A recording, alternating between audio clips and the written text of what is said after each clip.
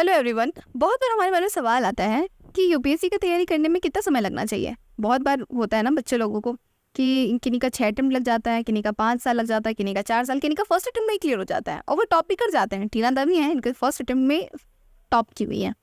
ऐसा क्यों होता है और कितना टाइम लगना चाहिए यूपीएससी के एग्जाम के लिए? क्या हम लोग को तैयारी के स्कूल टाइम से स्टार्ट कर देना चाहिए, क्या 12th से स्टार्ट कर देना चाहिए, या फिर ग्रेजुएशन के टाइम से?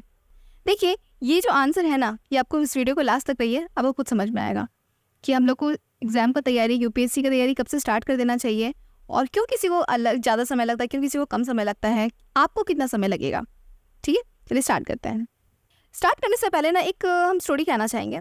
एक कंडीशन रखते हैं, थोड़ा सा अज्यूम कीजिएगा। एक बच्चा है जो मोटा सा है, फैट बच्चा नहीं, आदमी है समझिए, मोटे से है 95 kg उनका वेट है, फूडी है, हमेशा खाते पीते रहते हैं, एक्सरसाइज कभी नहीं किया, एकदम लेथार्जिक बैठे रहते हैं, सेडेंटरी लाइफस्टाइल है, काफ़ी देर वो बैठे रहते हैं, कभी एक्सरसाइज इनका कोई नाता ही नहीं रहा है। दूसरे इंसान है, मॉडरेट है, इनका वेट और ज़्यादा मोटे नहीं है, 80 kg जनरली वेट है उनका, थोड़े से इनसे कम है, नॉर्मल है, खाने में उतना ज़्यादा फूडी नहीं है, जब ज़रूरत पड़ता है तब खाते हैं, एक्सरसाइज करती है कभी कभी, पर कंसिस्टेंट नहीं है, कभी कभार कर लिया करते हैं। ठीक है, अब ये कोई बताइए, इन दोनों का टारगेट है 70 kg। ठीक है, अब मेरे को बताइए, एक बात बताइए कि ये दोनों को क्या एक ही समय लगेगा? इनको 80 kg से 70 kg पहुंचने में और 95 kg से इनको 70 kg पहुंचने, क्या एक ही टाइम लगेगा? तो ये कभी एक्सरसाइज नहीं किए हुए, ये एक्सरसाइज कभी कभी किए हुए हैं, इनको तो इन जोन में आने में समय लग जाएगा, ये जोन में आ जाएंगे जल्दी क्योंकि कभी कभार ये किए हुए हैं। तो क्या दोनों ही समय पर दोनों ये टारगेट कंप्लीट कर पाएंगे? तो ऐसा नहीं कि नहीं कर सकते हैं, पर आप सोच के देखिए, क्या लग चांसेस है? नहीं है। चलिए इरेज करते हैं इस पर।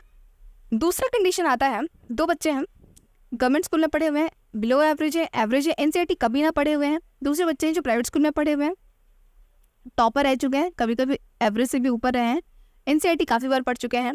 जैसे टीना दवी मैम है, उनका ग्रेजुएशन के टाइम तक वो टॉपर ही रही हैं, ग्रेजुएशन तक उनका आर्ट्स बैकग्राउंड रहा है, वो स्ट्रीम भी आर्ट्स से लेती है, पॉलिटिकल साइंस ऑनर्स की हुई है, तो उनको एक्सपोजर पहले ही बहुत काफ़ी ज़्यादा था। जब एग्जाम को तैयारी कर रही होंगी तो वो काफ़ी चीज़ें ऑलरेडी पढ़ चुकी है, बस उनको एक बार रिफ्रेश करना था।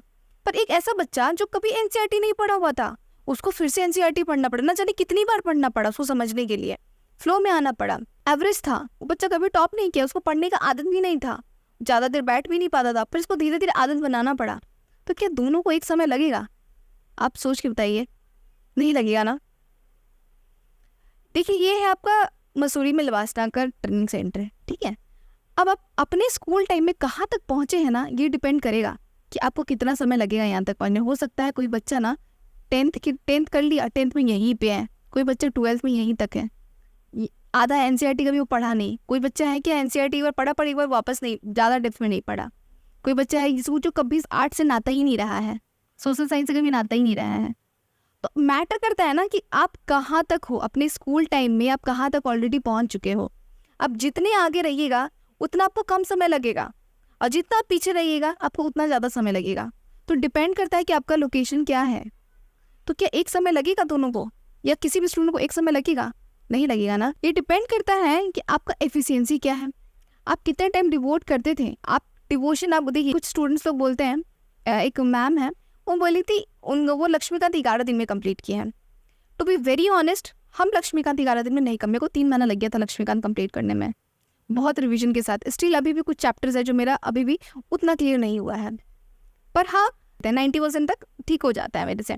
पर वो करने में मेरे को 3.5 महीना, लगभग 3-3.5 महीना लग गया। वो भी हम बहुत डेडिकेटली पढ़े हैं, मतलब थ्रू आउट लक्ष्मी, ऐसा नहीं कि 2-3 घंटा एक दिन करके पढ़े, काफ़ी ज़्यादा टाइम लगा के पढ़े हैं, तब जाके लगा। और उनको 11 दिन ही लगा, 11 दिन में वो लक्ष्मीकांत कंप्लीट कर ली। हम कैसे कंपेयर कर सकते हैं? अब अगर हम ये सोचे कि वो मैम तो 11 दिन में एक लक्ष्मीकांत कंप्लीट कर दिया और मेरे को 3.5 महीना लग रहा है, तो क्या ये कहीं ऐसा तो नहीं कि बहुत लैग कर रहे हैं? एफिशिएंसी पर डिपेंड करता है ना। हो सकता है वो स्कूल टाइम पे पढ़ी हुई हो, एनसीईआरटी उनका क्लियर हो, पॉलिटी वगैरह पहले से जाना हुआ हो, जानती हूँ, हम तो नहीं जानते थे, मेरे को तो दिक्कत हुआ। तो डिपेंड करता है ना कि आपका एफिशिएंसी क्या है। हो सकता है ना कोई बच्चे हों जो स्कूल टाइम में ही अच्छे थे और आईआईटीएन थे, तो काफ़ी आईआईटी, अब मान लीजिए कोई आईआईटी वगैरह किया है, जेईई वगैरह कॉम्पिटिटिव एग्जाम में पहले से बैठा है, तो काफ़ी देर हो सकता है ना कि वो बच्चे को पढ़ने का आदत हो। कोई बच्चा बहुत रेयर पढ़ता था, कम पढ़ता था, तो उस बच्चे को तो आदत नहीं हो, तो उसको पहले तो आदत डालना पड़ेगा, उसके बाद डिपेंड करेगा ना उसकी एफिशिएंसी कितना है। टाइम देने का कितना आदत है, बैठने का आदत है कि नहीं। बहुत बच्चे को ज़्यादा देर तक पढ़ने का आदत नहीं रहता है, धीरे धीरे वो अपनी एफिशिएंसी को बढ़ाता है। तो ये सब पर भी डिपेंड करता है आपका तैयारी में टाइम कितना लगेगा। देखिए, पर एक एवरेज हम आपको कंफ्यूज नहीं करने आए हैं यहाँ पे, हम थोड़ा सा सच्चाई बताए हैं। पर ऑन एन एवरेज अगर देखा जाए तो यूपीएससी की तैयारी में ऑन एन एवरेज अगर पूरा सिलेबस अगर सही तरीके से आप बस सिलेबस पे फोकस करते हैं, एक्स्ट्रा ज्ञान नहीं लेने के चक्कर में फंसते हैं, ज्ञानी नहीं बनना चाहते हैं, बस आप एग्जाम पे फोकस करते हैं कि कोई एग्जाम क्लियर करना है, तो ऑन एन एवरेज आपको 1.5 साल जनरली लग जाता है तैयारी में। क्योंकि बहुत सारा चीज़ होता है ना, 1 साल का करंट अफेयर, 1 साल का करंट अफेयर जानना होता है, एक पूरे सिस्टम को समझना होता है, किस तरह से कुछ वर्क करता है, तो जनरली लग जाता है। ठीक है, उस जोन में आने में, यूपीएससी के पैटर्न को समझने में, सिलेबस को समझने में, PYQ समझने में टाइम लग जाता है। इतना रिजिड भी नहीं रहना है। बहुत बार ऐसे बच्चे लोग हैं कि प्रीलिम्स इनका 4-5 महीना में भी क्लियर हो जाते हैं, अगर वो सही में यूपीएससी के डिमांड को समझ लें। क्योंकि आप ना जितना कम मिस्टेक कीजिएगा ना, उतना कम समय आपको लगेगा। जनरली हम लोग को ज़्यादा समय तब लग जाता है ना जब हम मिस्टेक्स बहुत ज़्यादा करते हैं, एक्स्ट्रा चीज़ पढ़ने लग जाते हैं, रियल ना डिमांड को नहीं समझ पाते हैं। मेरे साथ भी ऐसा हुआ था, मेरे को भी ज़्यादा दिक्कत हुआ इस टाइम पे। जो मेरा सबसे बड़ा ब्लंडर था, रैंडम किसी वीडियो को उठा लेना, क्लास स्टार्ट कर देना, थंबनेल देके फैसिनेट हो जाना, ये वीडियो कर लीजिए, मैप से कोई सवाल नहीं छूटेगा, ये वीडियो कर लीजिए, रिवर से कोई सवाल नहीं छूटेगा, बस उठाएं और करना चालू कर दिए, फिर खो दिए, फिर दोबारा फिर दूसरा वीडियो स्टार्ट कर दिया। नहीं, ऐसे नहीं होता है। कभी कभी तुम 14-14 घंटे का क्लास किए हैं इन्वायरमेंट का, बोले ये कर लीजिए, फिर इन्वायरमेंट से कोई सवाल नहीं छूटेगा, पर ऐसा नहीं होता ना। आप ऐसे नहीं कर सकते। आपको एक नॉर्मल एक एवरेज बुक्स है, वो हम इस पर कुछ वीडियोस उसके बाद जो वीडियो आएगा उसमें बता देंगे कि जनरली बुक्स वगैरह हम एक सफिशिएंट बुक्स क्या वगैरह होना चाहिए, और उससे क्वेश्चन आ जाता है। हम आपको क्वेश्चन के साथ भी दिखा देंगे, इतना सफिशिएंट कर लीजिएगा तो आप कम से कम 30-40 क्वेश्चन आपको मिल जाएगा, और बाकी का क्वेश्चन आपको उसी 30-40% के नॉलेज से ही, आपको पेरिफेरल नॉलेज से ही आपको बनाना है। सारा क्वेश्चन आपको बुक्स में नहीं मिलेगा। आप पैटर्न देख लीजिएगा, यूपीएससी का PYQ जब सॉल्व कीजिएगा खुद समझ में आ जाएगा। जितना कम मिस्टेक कीजिएगा उतना कम समय लगेगा। कम मिस्टेक बोलने का मतलब है यूपीएससी के डिमांड को जितना जल्दी समझ जाइएगा, आप उतना गलती कम कीजिएगा तो उतना कम समय आपको लगेगा। ठीक है, तो ये करेक्ट वे हम इसलिए बोलना चाहेंगे कि यहाँ पे वीडियो हम ये समझाते हुए एंड करेंगे, और इसको और ज़्यादा इलाबोरेट करेंगे नेक्स्ट वीडियो में। क्योंकि एग्जाम में मेरे साथ क्या हुआ था, एग्जाम हॉल में हम क्या एक्सपीरियंस किया, एग्जाम हॉल में क्या क्या मेरे दिमाग में आया, वो हम पक्का नेक्स्ट वीडियो में बताएंगे। और नेक्स्ट नहीं तो इसके बाद जो दूसरा टॉपिक हमारा जो रह गया है उस टॉपिक पे कवर कर देंगे। फिलहाल इस चीज़ को समझते हैं।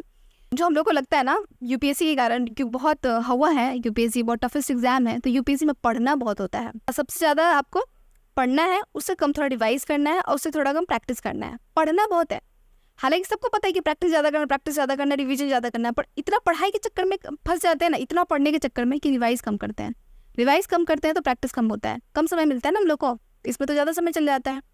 पर होना क्या चाहिए पता है, सबसे ज़्यादा आपका ना प्रैक्टिस होना चाहिए, उससे कम रिवीजन होना चाहिए, उससे कम स्टडी होना चाहिए। आप कम पढ़िएगा, ज़्यादा रिवीजन कीजिएगा, और उससे ज़्यादा प्रैक्टिस कीजिएगा। क्योंकि ना पढ़ना और एग्ज़ाम हॉल में बैठ के एग्ज़ाम का क्वेश्चन सॉल्व करने में ज़मीन आसमान का अंतर है।